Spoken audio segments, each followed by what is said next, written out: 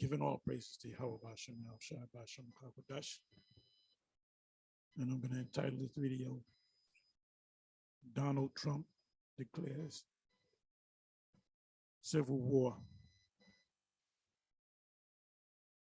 So what I did was also the latter days. We are in the latter days. So what I did, I made it easy for myself. I put in Donald Trump Civil War. And this popped up, and then I'm gonna go click on news. So he's calling for civil war. And you know what that means. You're gonna have the right wingers against the left wingers, the Republicans against the Democrats. You know, the fulfillment of Revelation chapter 6, the red horse. The red horse is still in power.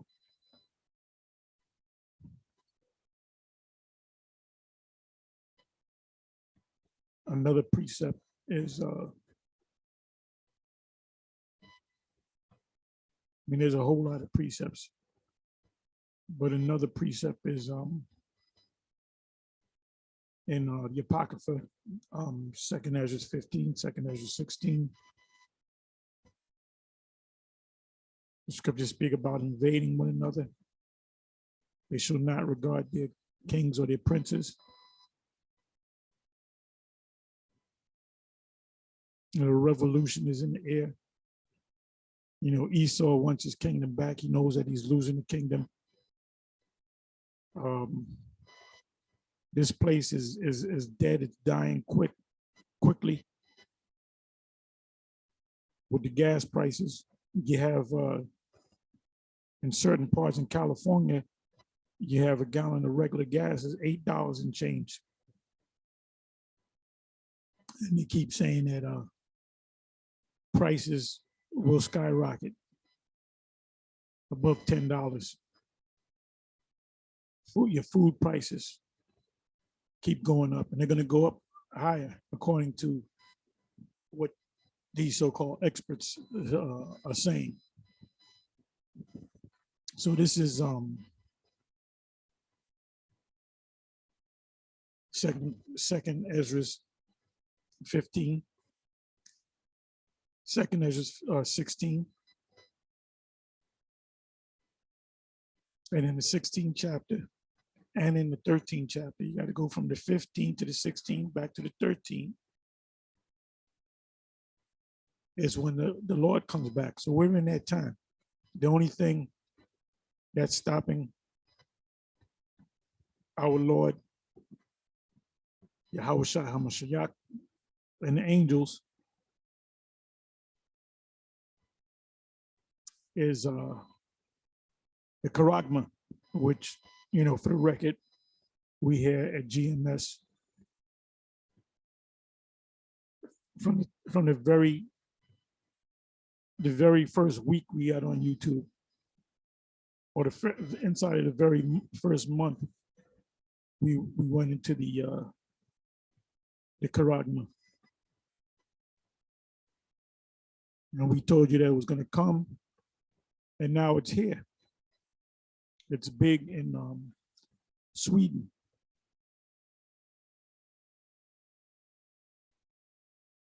The technology is already out there. You have people with the Charagma in their right hand, left hand, butt cheek, forehead. And they're actually, you know, using the Charagma, their medical records, their bank account. You know, basically they cut out the middleman. They don't have to go to the bank anymore. They work at a job, they earn money in the form of credits. And the buying and selling part is when everything is switched over to a digital system. Everything is going to be digitalized. So in order for you to pay for something, and they're doing it now with smartphones, but ultimately the technology of the smartphone is going to go into your, your right hand.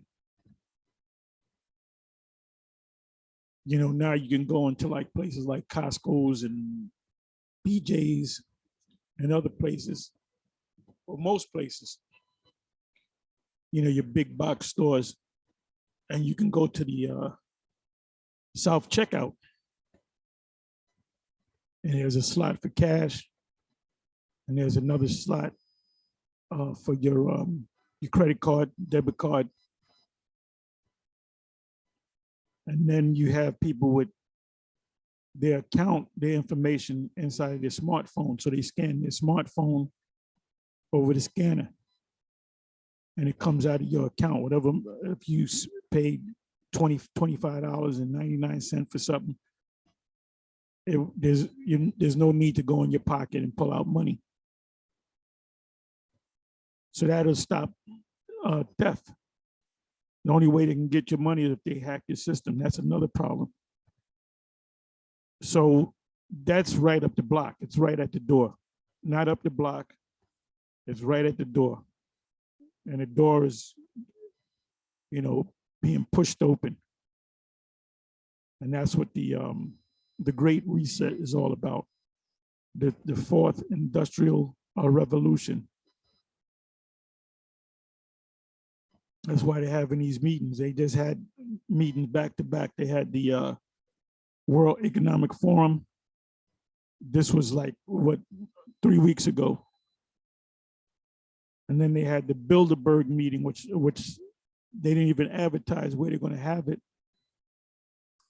People like Luke Rudkowski and Alex Jones, they always attempt to crash the Bilderberg meeting.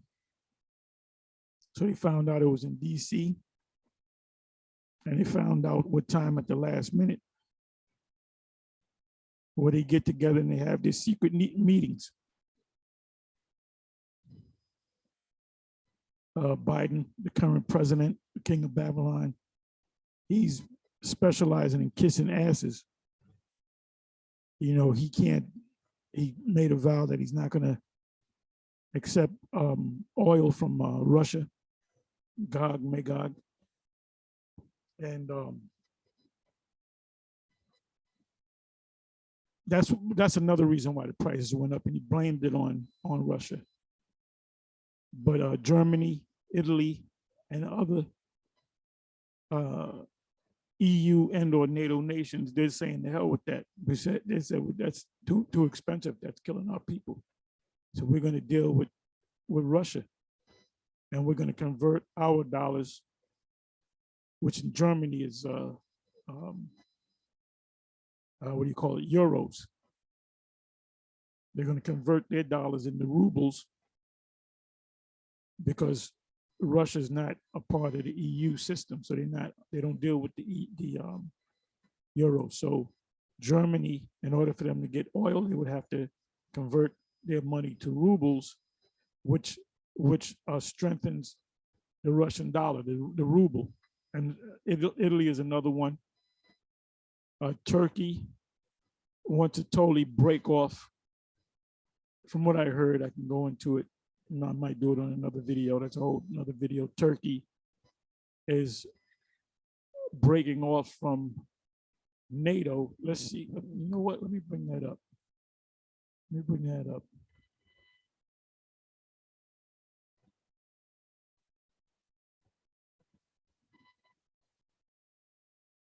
Oh, you see here, in real time, U.S. debt clock, 30 trillion. It's actually closer to 250 trillion. And that's another whole nother topic. But anyway, where did I say I was going to go? Let's see what happens. Turkey to break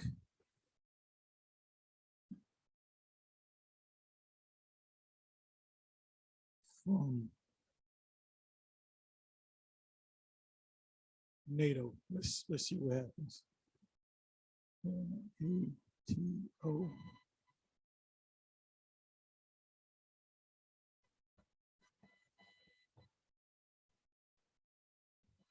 Okay, this is what it says for NATO. Turkey is a disruptive ally. The New York Times.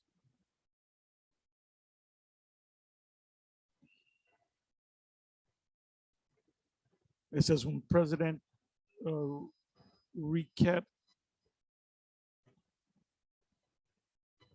I can't even read that. Erdogan, which is the president of Turkey, threatened this month to block NATO membership for Finland and Sweden.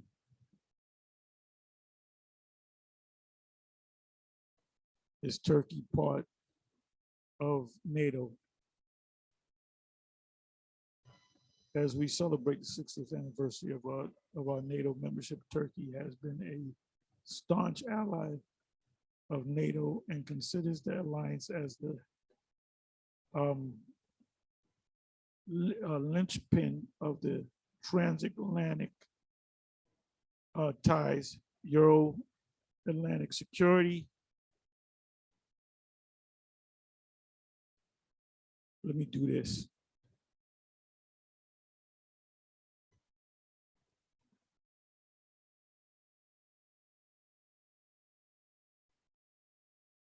How Turkey spoiled NATO's historic moment with Finland and Sweden, because all of those member nations have to agree.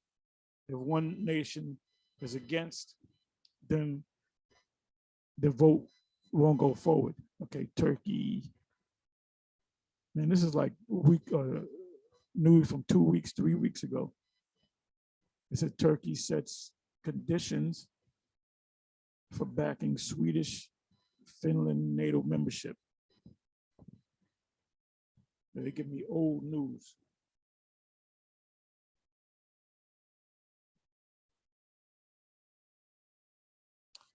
Okay. Why wouldn't this be on the top? This is 19 hours ago, right? It says Turkey at center of battle to avert global food crisis. So this is the defeat of it, and Daniel 2, partly strong and partly weak.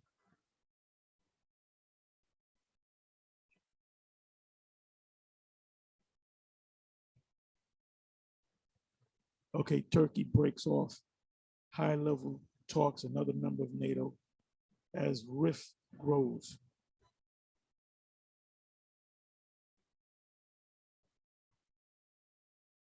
They give me 2-week-old, 3-week-old, almost a month-old news.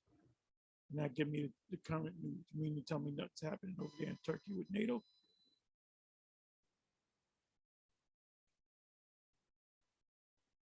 Let's come back over here. Then I'm gonna get into some scriptures.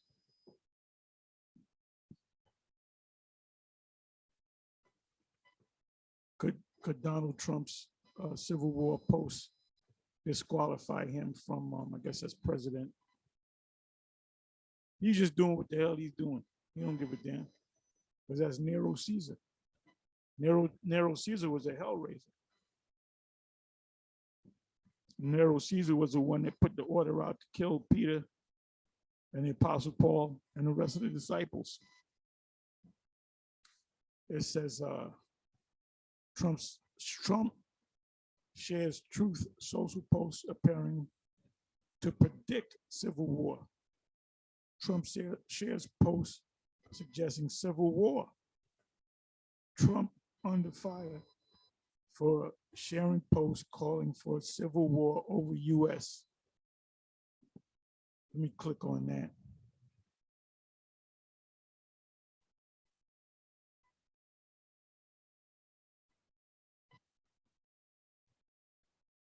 This is from the Independent.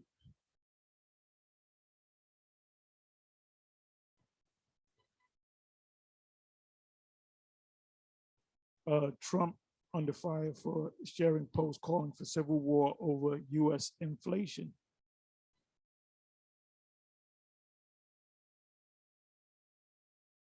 You give me a lot of pop-up advertisement crap.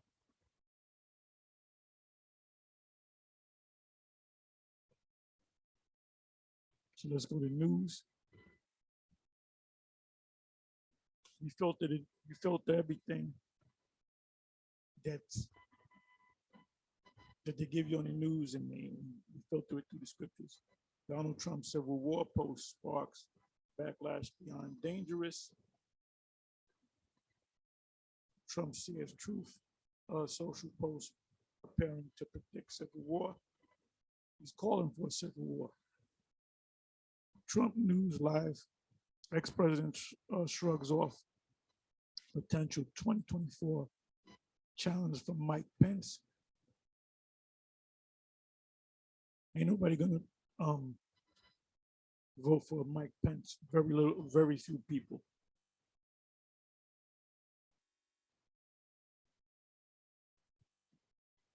Any Republicans want to speak out now? Alarm after Trump shares Civil War post.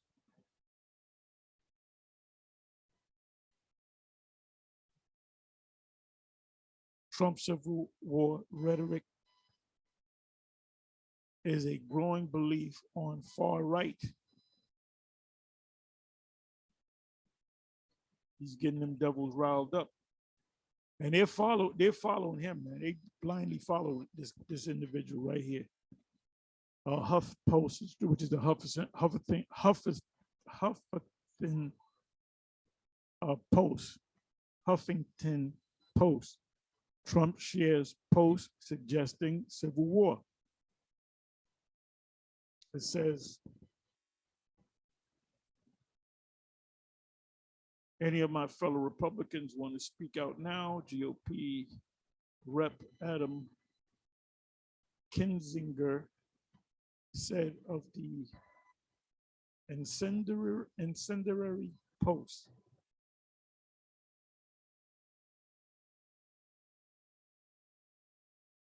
After Buffalo, Trump threatened civil war.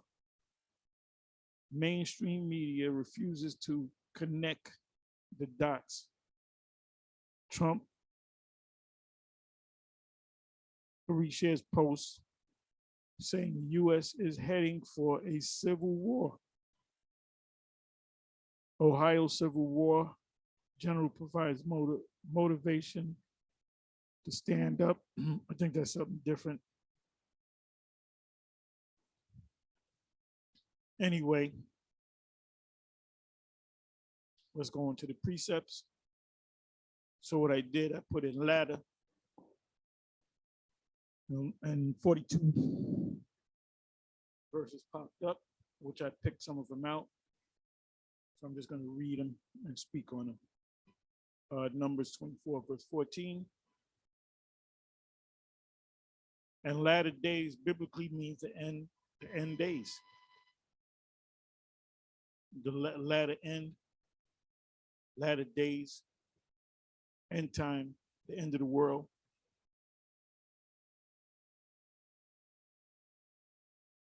So this is not the time to turn your back on the plow. This is the time to push the plow even harder.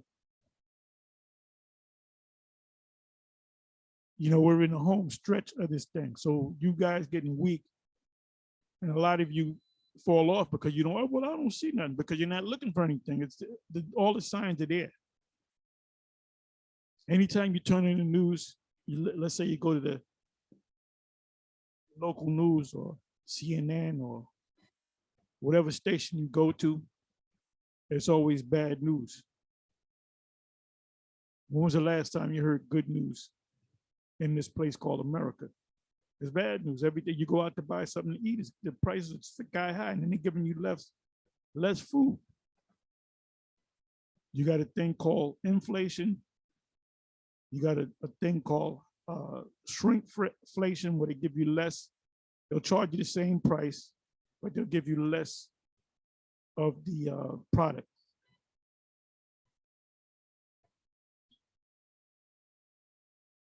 I used to buy this detergent And then I went in and got some more detergent from a dollar store. And it's if it's not half the size, it's damn near close to half the size, but they charge you the same dollar. So in reality, what they should have did was just double the price. But people would complain. So what they do is they'll charge you the same price, but give you half of the product. That's shrinkflation. It says Numbers 24, verse 14, and now behold, I go unto my people. Come therefore, and I will advertise thee what this people, the Israelites, this is Balaam talking to Balak, shall do to thy people in the what? In the latter days. It's talking about now. This is getting ready to happen.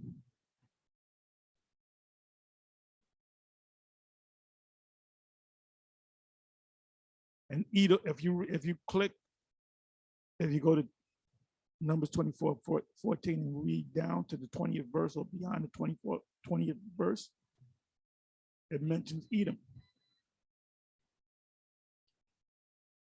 It says 20th verse, and when he looked on Amalek, he took up his parable and said, Amalek was the first of the nations, but his latter end shall be that he perish forever.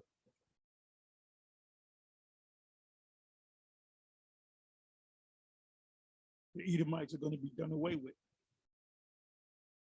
Read the book of Job 20. Deuteronomy 4, verse 30. When thou art in tribulation, talking about the Israelites only, and all these things are come upon thee, even in the latter days, we're in the latter days. If thou turn to Yahweh, the Most High, and shall be obedient unto his voice, that's when the Most High is going to have mercy on you. But you know, our people, they don't want to follow the Most High. They want to do their own thing. So there's going to come a time where the Most High, he's going to say, okay, now I'm going to deliver my people, but he's only going to deliver the elect. The rest of you, he's going to put in your mind to accept the charagma and then be destroyed. Deuteronomy 8, verse 16.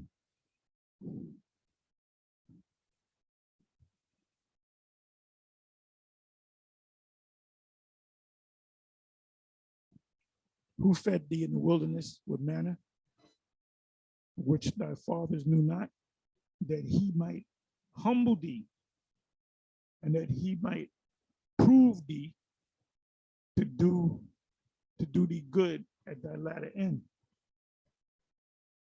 So who is he going to do the good to? The elect. He's going to deliver the elect, and he's going to cause them to take over the planet Earth and to rebuild the kingdom on earth. And then the ones of you that perished on this side, that are not written in the book of life, you're going to suffer the second death. You will come back as our sons and daughters. So, you know, Jake thinks this is a joke.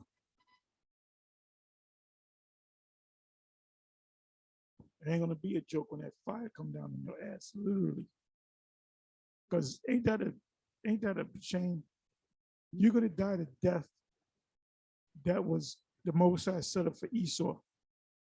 You're gonna suffer that same. It's almost gonna be like the Most High gonna look at you like an Edomite.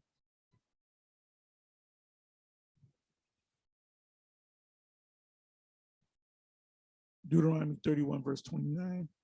For I knew that after my death, this is Moses speaking, for I know that after my death, ye will utterly corrupt yourselves. He's talking to the Israelites, and turn aside from the way. And one of the first things that they did in the wilderness was that new generation of babies, they didn't circumcise their children. And it got back to Joshua, and he ordered them. He said, look, You got to sacrifice all your male sons. That shows you how quick they forgot about the laws.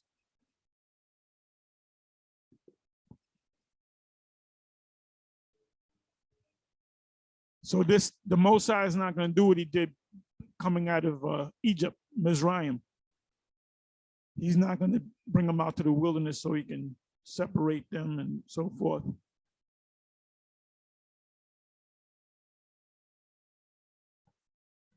Now there's a precept, what is that, in Ezekiel? I hadn't gone to that in years, where it speaks about the rebels. Matter of fact, let me see if I can get it. I hadn't gone through that in years. Let me see if I can find it.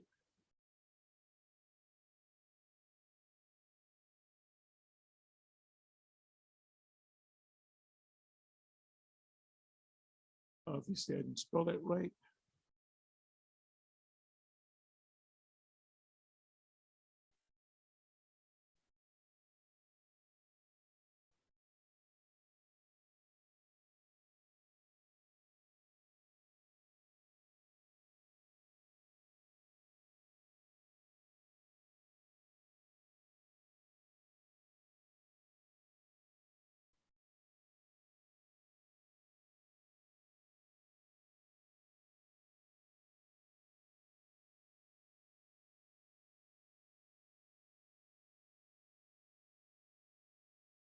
Anyways, right here, Ezekiel 20, verse 38.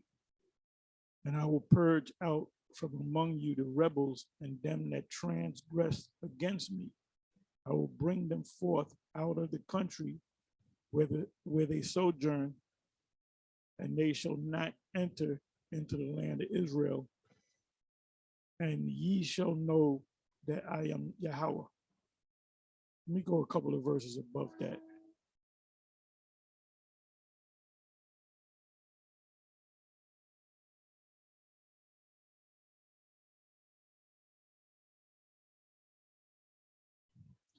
And that's going to happen now on this side before the destruction and after the destruction, because who are you going to have that's rebelling against you? Those other tribes and the other countries. They're going to rebel against us, just like they did Moses.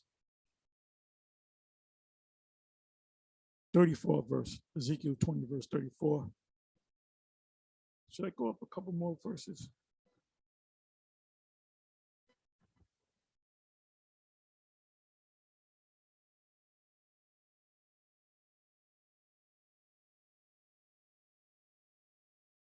The Most High will restore Israel to her land. This from the 33rd verse on down is talking about something that's going to happen.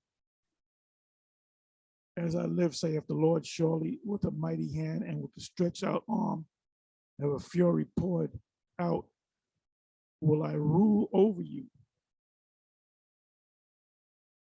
And I will bring you out from the people. I will gather you out of the countries. That's Revelation 18 and 4. Revelation chapter 11, wherein ye are scattered with a mighty hand and with a stretched out arm and with fury poured out.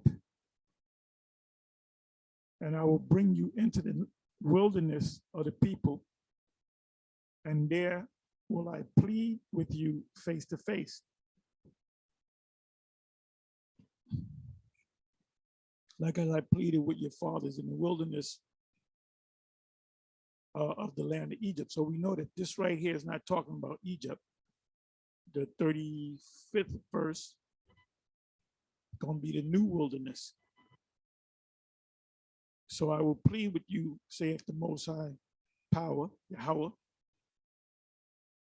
and I will cause you to pass under the rod, and I will bring you into the bond of the covenant, which are the laws. And I will purge out from among you the rebels. And that's happening now. The rebels, they're going to get caught up in that fire.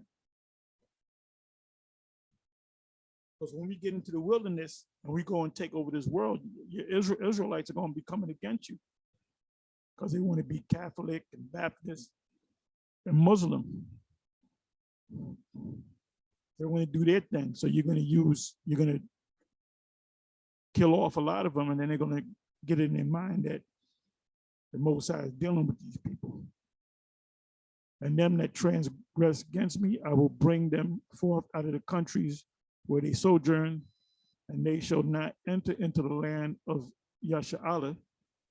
And ye shall know that I am the Lord Yahweh. As for you, O house of Israel, it's always been talking about the house of Israel. Thus saith the Most High Yahweh, go ye, serve ye everyone his idols, and hereafter also.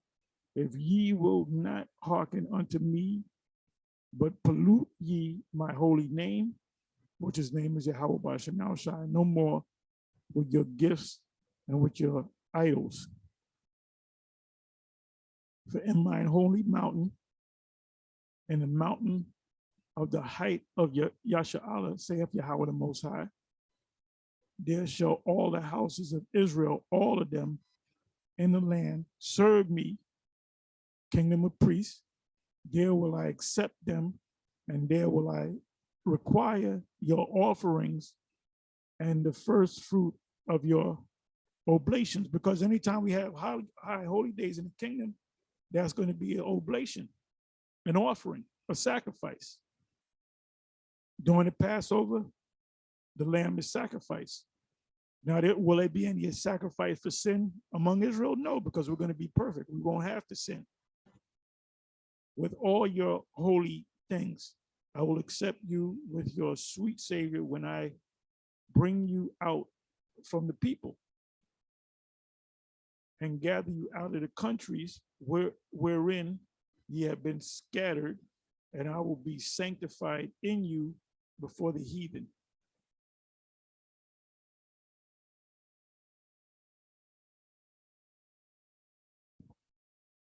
So this is getting ready to happen.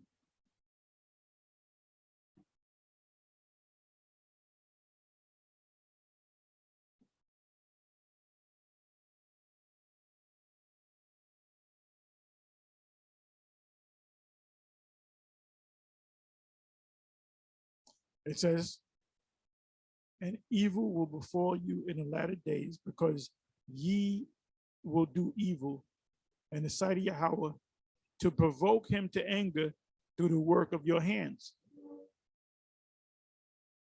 And you can see that you got, the so-called Black conscious community, you got the Christian world, you got the Jakes that's following the religion or the tenets of Islam. They're all going to be put to death. They're all going to be destroyed.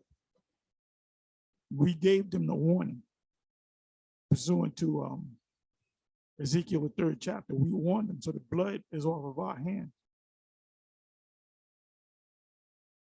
Deuteronomy 32, verse 29.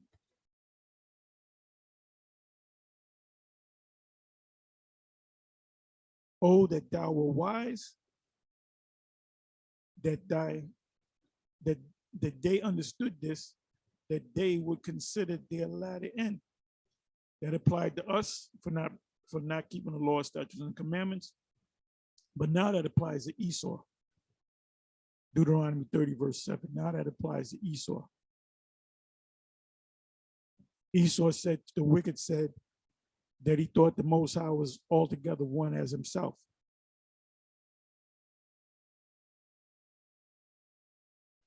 He put us in hardcore slavery, split families, and basically praised the Most High.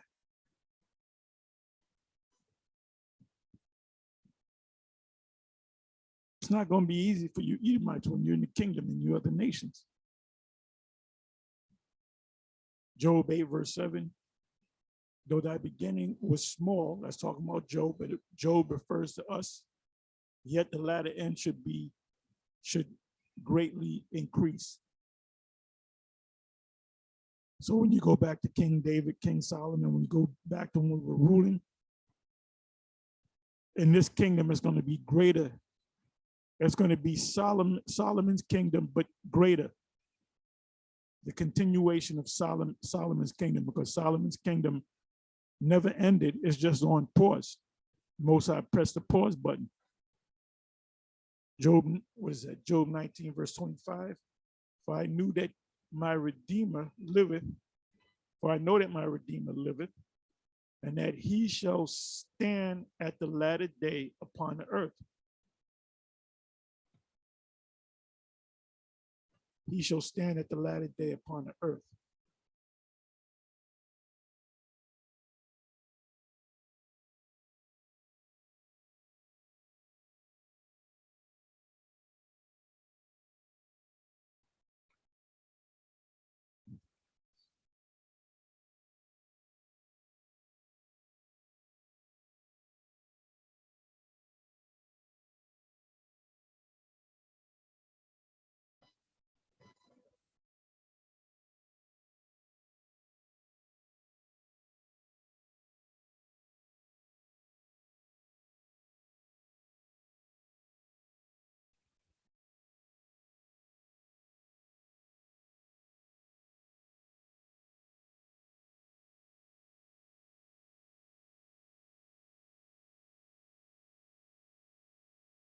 Zechariah 14:1, behold, the days come, behold, the day of the Lord cometh, and thy spoil shall be divided in the midst of thee. For I will gather all nations against Jerusalem to battle, and the city shall be taken, and the houses raffled, and the women ravished. They ravish all women, we're going to ravish their women. And half of the city shall go forth into captivity, and the residue of the people shall not be cut off from the city. Then shall Yahweh go forth and fight against those nations. And when he fought in the day of battle, and his feet, with the last precept that I read, it says stand, right? He gonna stand, right? It says, and his feet shall stand in that day upon the Mount of Olives, which is before Jerusalem on the east, and the Mount of Olives shall cleave in the midst thereof toward the east and toward the west. And there shall be a very great valley, and half of the mountains shall remove toward the north, and half toward the south.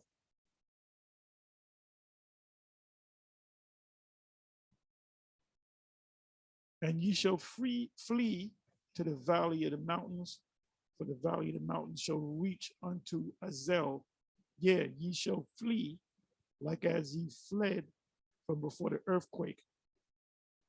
Now, what Zechariah saw was the destruction.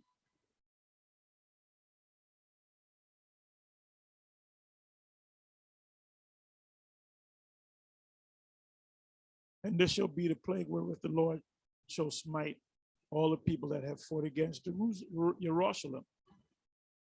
Jerusalem is a people before it's a place. Their flesh shall consume away while they stand upon their feet, and their eyes shall consume away, and their holes in their tongue shall consume away in their mouth. That's those missiles.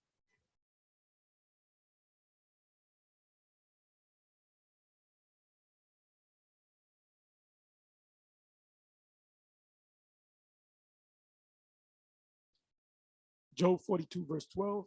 So Yahweh blessed the latter end of Job more than his beginning, for he had 14,000 sheep and 6,000 camels, and 1,000 yoke of oxen and 1,000 she asses.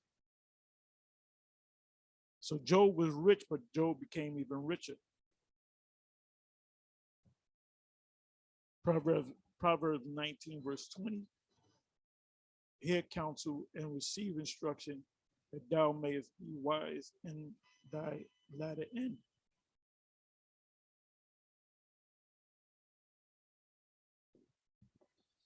Isaiah 41 verse 22, let them bring them forth and show us what shall happen. Let them show the former things. What are the former things? Us coming out of Egypt, the plagues that were put upon Egypt by the Most High, the flood, those are the former things. And those things happen. Even Edomite scientists, you know, if you do the research, they found evidence of the ark in Mount Ararat in Turkey. So what Esau does, Esau knows that the Most High exists because he does the digging. He has his Bible historians and Bible historians, because the secular people want to know about the Bible. They question the Bible, whether it's true or not, but they do it based upon evidence, not based upon faith. It says, what would they be that we may consider them and know the latter end of them, or declare us things for to come. One thing that's getting ready to come that we here at GMS declare is the charagma. Nothing, the destruction is not, the deliverance is not going to happen until the charagma is introduced to the whole planet through the Great Reset, through the fourth industrial revolution. That's what the fourth industrial revolution is all about, to merge man with machine. Through what? Through the charagma, what we call the charagma, the MOTB.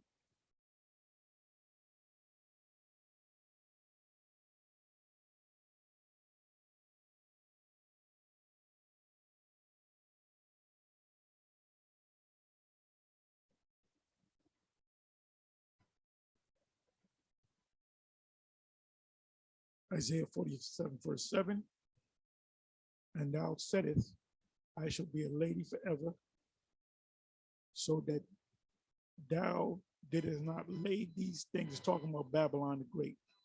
You start from the first verse. Thou didst not lay these things to thy heart, thy mind, neither didst remember the latter end of it. Esau doesn't realize what his near future is. Jeremiah 23 verse 20, the anger of Yahweh shall not return until he have executed, until he have performed the thoughts of his heart.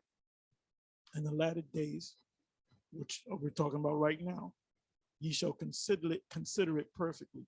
Who's going to consider it perfectly? The elect.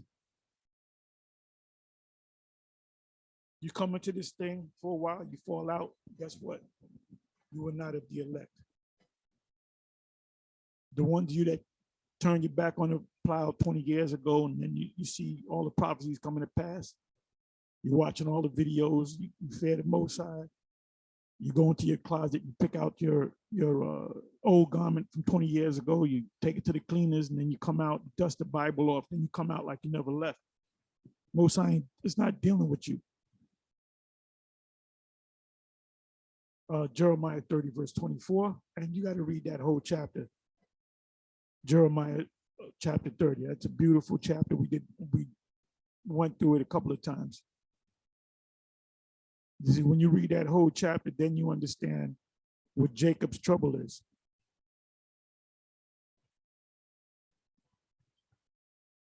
It says, the fast anger of Yahweh shall not return until he have done it, and until he have performed the intent of his heart. In the latter days, ye shall consider it.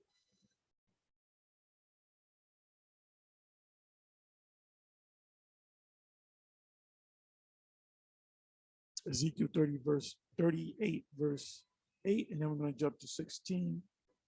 And now the elder Lahab, that's his title, the elder Lahab, he's on the Fopi show. And he said, this is going to come to pass after the 1,000 years of us being in the kingdom. Esau is going to regroup and take us back over, which he clearly went off on.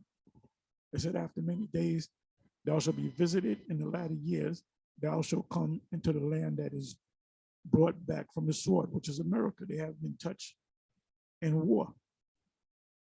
And the land of Israel, there's inner wars. and is gathered out of many people against the mountains of Israel, which is the actual place.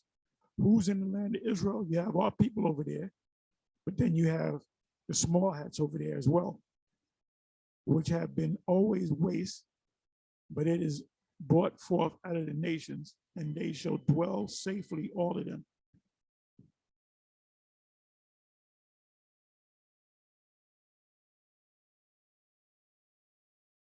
When they shall say peace and safety, then sudden destruction cometh upon them. And that's America. That's mainly America. And thou shalt come up against my people of Israel as a cloud to cover the land. It shall be in the latter days, which is now, and I will bring thee again my land against my land, that the heathen who's in the land right now, the heathen may know me when I shall be sanctified in thee, O God, before their ears. Sanctified meaning the Most High chose God to do what he's going to do. Daniel 2, verse 28. But there is a power in heaven that reveals his secrets. And who does he reveal his secrets to? His prophets.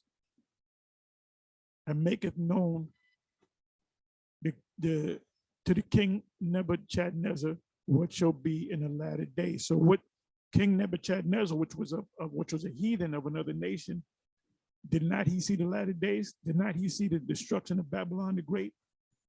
Did not he see Third World War? Did not he see the War of Armageddon? Did not he see the Roman troops coming to Palestine?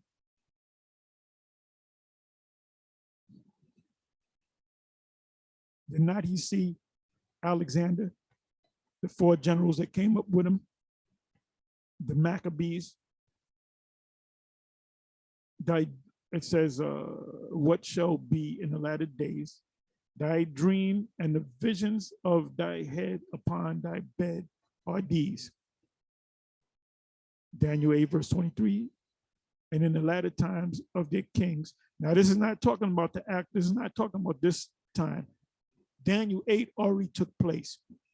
Now, what Christians do, they'll say, oh, that's talking about the Antichrist. They don't understand the scriptures.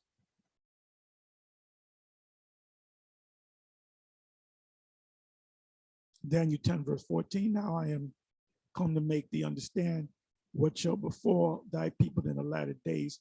It's not talking about now, it's talking about something that already took place. For yet the vision is for many days. Those are events that took place already. Same goes, whatever, Daniel 11. I didn't read Daniel 11, but right here, this Daniel 11, the 11th chapter took place already. It's history.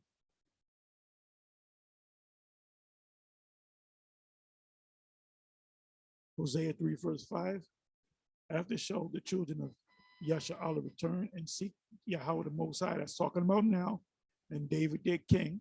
It says they shall appoint themselves one head, Hosea 1, and shall fear Yahweh.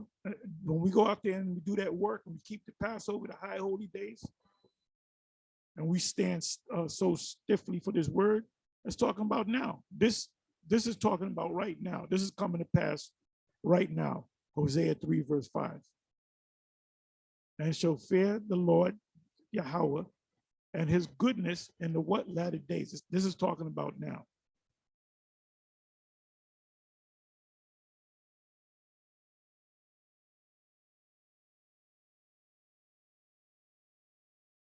First Timothy 4, verse 1. Now the Spirit speaketh expressly that in the latter times, it's talking about now, some shall depart from the faith, turn it back on the plow, giving heed to seducing spirits and doctrines of devils. A lot of these guys that left, they went back to being Baptists, or they followed the Kemetic sciences and so forth, or they became Moors or Islamic. They're all going to take that charagma. All these philosophies,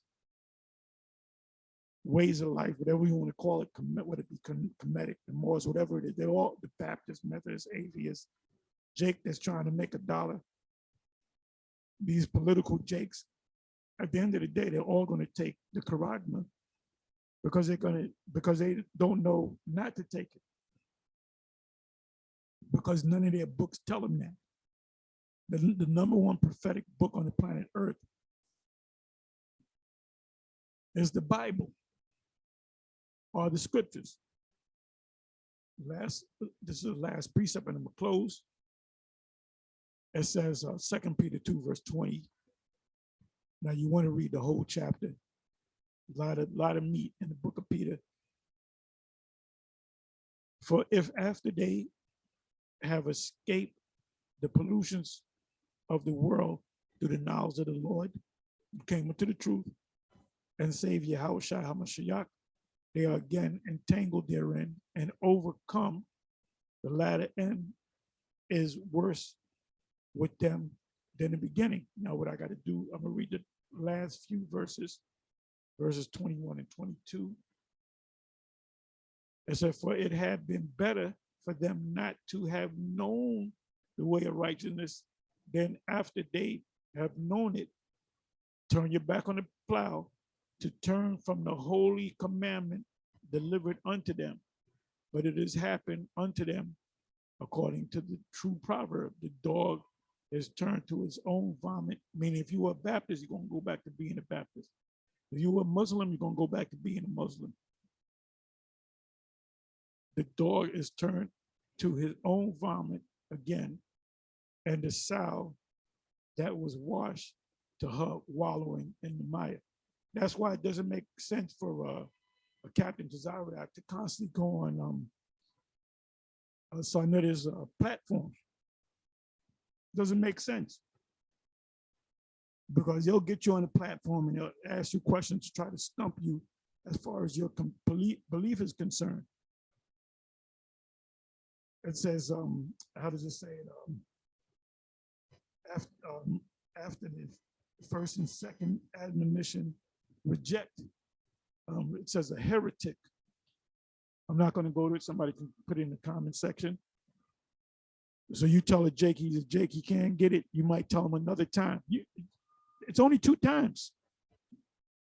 If he doesn't get it, if it doesn't register in his mind, in his heart, then you forget about him. He's obviously not of the elect. Anyway, with that, I'm going to say, Shalom.